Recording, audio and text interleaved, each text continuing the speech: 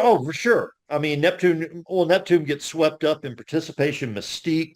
It gets swept up in it could get swept up in the allure of gambling, in the marketing of gambling. Um, and so you're right. It could lead to a person having no boundaries and no control and having an illusion over what and who they are. But again, those are natal chart tendencies that I look for. There are people that I Okay. tell that they should never step foot in a casino. 100%. There are people I say, don't, you should never step foot in the casino. What would But you there, say does that? Someone that should not gamble. What is it? What would you say does that? um, well, I mean, I would say my particular belief is that their soul incarnated in this lifetime uh, to learn to have more discipline and self-control, and they're not able to get anything easily or for free. They've got to learn to work. They got to learn to master something. I mean, you know, it would almost be think of yourself as think of us as like you having a kid and me having a kid. And Mm-hmm. let's say you had a kid that you never gave them any money for free. You had them earn everything that they got, and they were able to master, and they developed a work ethic, and they developed a discipline. And let's say I wanted to be my kid's best friend, and I gave my kids candy and treats and whatever they wanted to eat, whatever they wanted to do. Dad, I want $20. Can I have $20 here? And then when they both get older, we compare our two kids, and my kid would be completely worthless at that time and have Right. a hard time. But understand there's the positive function of Saturn. And so I do believe that um, we you can look at Saturn and kind of get an idea. But I think ultimately the answer to your question is through counseling the person, because you get a better idea as to what octave a particular planet is resonating on in their chart. And because sometimes there could be people born at the same time. One person could be in lifetime number one, and Mm-hmm. another person could be an old soul. So this old soul is going to manifest this T square, this yod, or this particular configuration of the chart on a much higher octave than the other person. So So you that becomes important too. so you don't really look for patterns per se because you're saying every chart is different. That's what I Every think I'm chart is hearing. different. I do look at patterns, but I like to ask my clients what happened at particular times, or to get an idea. Um, let's say, for example, I want to learn about their Saturn. Any example, say they have a Saturn Neptune opposition with the sun in T square. Mm. Well, in order to find out what that means, we don't look up Robert Hand's definitions of what that means, right? No. We find when Saturn made a conjunction to that person's sun, and we say, tell me what happened. Or we may say, tell Okay, me I about your see. life, tell me about your relationship with your father, tell me about your relationship. And then, if it's third house, we might say, tell me about your relationship with your siblings. So you Tell me first about look at how they dealt with those in the past before you go forward. Is Yeah, that what? let's Okay. say let's say it was third house. I might get an idea that they there was that they felt inadequate compared to siblings, or I might Mm-hmm. get an idea that they felt inadequate compared to the educational system, and I might explore that with the client on an individual level. Okay. Um, and but then I can use dates, because dates are the number one confirmation. If a person can remember dates or what happened, or at least general, Mm-hmm. then I could find, like, I'll calculate the exact time Saturn was making a conjunction to their sun and say, it's sort of like that girl that, like I said, what happened in 1982? Oh, my dad left home and never came back. Well, that told Wow. us everything we need to know, right? Well, Mm-hmm. I'd say, well, what happened in 1980, no, 1996 and because they're a client, they don't need to know all the jargon that we're talking about, like Saturn's making a conjunction to your sun. Right. They don't give a shit about that. What they Mm-hmm. care about is their relationship with their father, or their relationship with the comparison between them and siblings, or teacher and teachers and the collective comparing and labeling them in based as a student in comparison to other kids, and how that may have developed complexes with them that made them feel less than, or that they had to develop in certain ways, or the pressure to develop in certain ways. I'm just saying those are the kind of things that I would look for if I'm looking at that particular aspect in a chart. And but then I would ask questions to find out, where does that live in that person? How does that particular complex manifest in that individual? Because that is a Okay. unique individual. Lots of people have that T square. A lot, and multiple people have it in those signs and in those houses. Mm-hmm. Fewer and fewer and fewer, because you're dealing with long odds of those particular complexes. But you hopefully you get the point there. And Yeah. then we could understand based on when it was triggered. Astrology tells us two basic things. Astrology answers what, and it answers when. What is the complex in question, right? Mm-hmm. When is when it was triggered. Well, we use astrology to measure when it was triggered. When we find out when, we can find out what and how in particular that manifests in the person's life, and whether that person's really sensitive to that. So it can take some time. I mean, for my personal chart, it took me a lot of years to learn some of the sensitive spots in my own chart, even for gambling, you know. Um, Mm-hmm. I mean, it's like I've got 7 degrees Cancer rising. Of course, in a week and a half, we're going to have Saturn, and Mercury and Mars all conjunct at 7 degrees of Aries.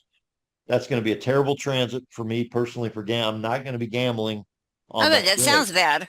That sounds bad for gambling. but it's going to be perfect for me setting the necessary boundaries that I need to set in certain relationships that I have ongoing now, and have an understanding of where that particular energy would be made best use.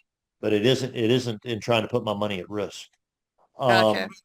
but um, but what was my point? Oh, but I'm 7 degrees Cancer rising. So whereas 7 degrees of Pisces um, has been good for me. Okay.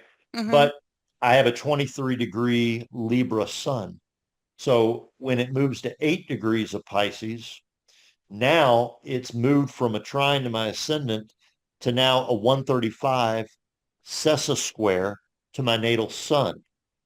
It took me a while to learn that movement from 7, because when I was early on, I was trying this stuff. I'm like, well, this is good. And then I'm wondering, well, now it's at 8. I'm losing my ass now. All of a sudden, it shifted.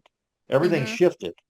Well, it's because it was making that Sessa square to my sun. It moved from the trine to my ascendant to the Sessa square to my sun.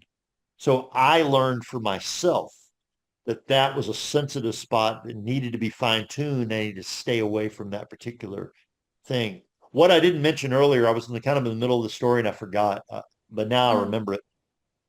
That progression I showed you, I had Saturn and Venus exact to the minute square.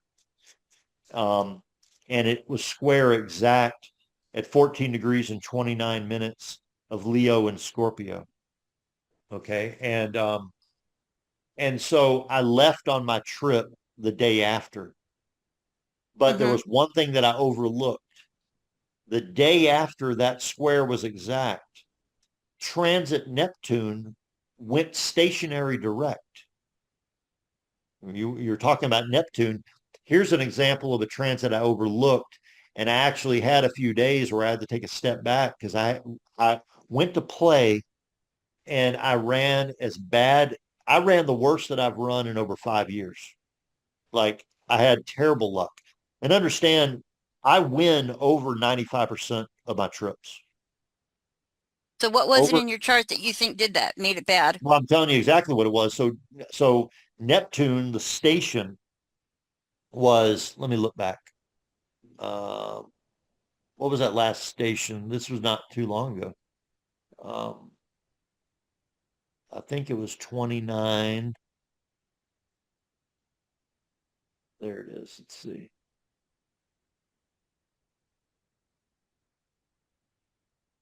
Okay, so there it is. So Neptune stationed on December uh, December 10th of 2025. And it stationed at 29 degrees and 22 minutes of Pisces. Mm-hmm. And so I was wrong. So that square was not 29. I was thinking the 29. The square was 14 degrees and 22 minutes of Leo and 14 degrees and 22 minutes of Scorpio was the progressed square. Now I waited till the day after, but because that square happened within 24 hours of the Neptune station, stations are very powerful. And if a station triggers something sensitive in your chart, it's going to have effect very similar to an eclipse, where the Hmm. effect may take 6 months or it takes however long. Um, Certain things are very sensitive to stations. I did a video recently on Bitcoin. In fact, I made a lot of money a couple of months ago on Bitcoin by shorting it at the perfect time because Bitcoin is very sensitive to Uranus and the Really? Uranus station. When you would think, right? I mean, it was it's it's computerized, it's digital, right? Yeah. It was made So you through watch Uranus with BBC. Bitcoin? Is that what you're saying? You watch Uranus with Bitcoin? You want to watch the stations of Uranus, Okay. but it doesn't always flow exactly with the stations 100%. Um, Meaning that it isn't as easy as like every time Uranus goes retrograde, it shifts. But what I'm saying is that over 95% of the major turns in the Bitcoin market have been within a week of the Uranus station, Hmm. 95% of them. And Wow. so there was a combination of factors. Number one was that um, Bitcoin had gone down to about 81,000 and had risen back up to 84. It's always interesting how numbers will resonate to the number of the planet that rules or dictates. So you mentioned that you said something in your thing about this Guthrie person, right? And I don't know, what were you talking about? This missing person, this Guthrie? Oh yeah, I was just curious if anybody had any ideas about where Nancy Guthrie is. Well, I was only going to make the comment that she went missing right there on the Uranus station at the same time Bitcoin started crashing. Hmm. But you understand that Bitcoin was at $84,000 in value. Well, was 84 years old. There's no coincidence that on that next eclipse with Uranus conjunct it, that Jesse Jackson died at the age of 84. We just recently had this basketball player that scored 83 points in an NBA game. During right there the very next week. It's the second most that's ever been scored in a basketball game, but he scored 83 points.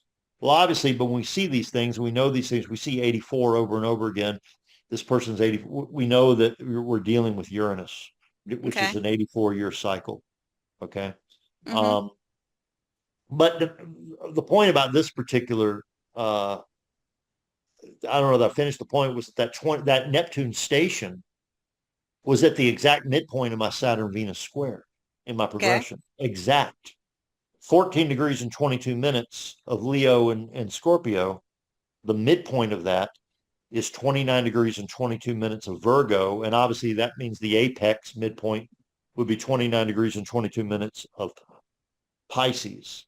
And so I, I felt like all my luck, all the structure of everything that I built, everything that I was all about, like, you know, my reading charts, my calculating charts, my professional gambling is all done within a structure. It's a complicated structure, but it makes sense to me. It's a structure. Neptune is the opposite of Saturn in the sense that it is dissolution of structure. And you can certainly say that my structure was completely dissolved. I played a couple of days before I realized this is the worst I've run in years. What the hell's going on? And then when I saw it, I didn't get to play the rest of the trip. So I can't play. Okay. Um, so just as an example, there's so many variables, certain things can be overlooked. Even I can overlook things because we're looking at so many different variables.